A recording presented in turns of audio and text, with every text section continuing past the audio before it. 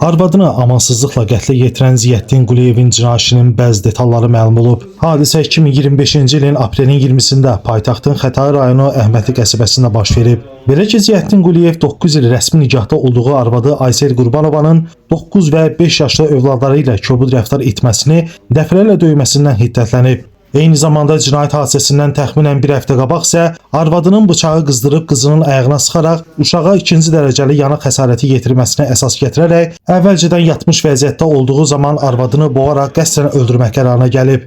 Ziyəddin 20 aprel 2025-ci il tarixdə saat 06 radələrində ailə üzvləri yatdıqları zaman yataqxananın ümumi mətbəxinə gedərək həmin mətbəxdə divardan asılmış uzunluğu 445 sm olan ağ rəngli elektrik naqilini əldə edib. Ziyəddin 2 nəfərlik çarpayıya çıxaraq arvadı Aysel Qurbanovanın yuxuda olmasından istifadə edərək naqili 4 qat edib onun boğaz nahiyəsinə keçirib. Daha sonra o arvadını boğmağa başlayıb. Aysel Qurbanova yuxudan oyanaraq əlləri ilə naqili tutmaqla müqavimət göstərməyə çalışsa da bunu bacarmayıb. Belə ki, Ziyəddin dizini Ayselin belinə qoyaraq naqili daha qüvvətlə sıxanda Aysel Qurbanova ayaqları ilə təpiyi ataraq pəncərənin şüşəsini sındırıb. Bu zaman səs-küyə həmin otaqda digər 2 mərtəbəli çarpayıda yatmış vəziyyətdə olan uşaqlar yuxudan oyanıb. Uşaqlar nə baş verdiyini soruşanda ata qızına analarının xəstələndiyini deyib öz hərəkətinə davam edib.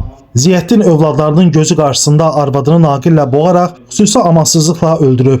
Bununla da Ziyəddin Quliyevə qarşı Cinayət Məcəlləsinin 120.2.4-cü, yəni xüsusi amansızlıqla qəsdən adam öldürmə və 120.2.9-cu, yəni təqsirkar şəxs üçün aşkar surətdə köməkçi vəziyyətdə olan adamı öldürmə, habelə adam oğurluğu və ya girov götürülməsi ilə bağlı adam öldürmə maddələrlə ittiham ilə sürülüb.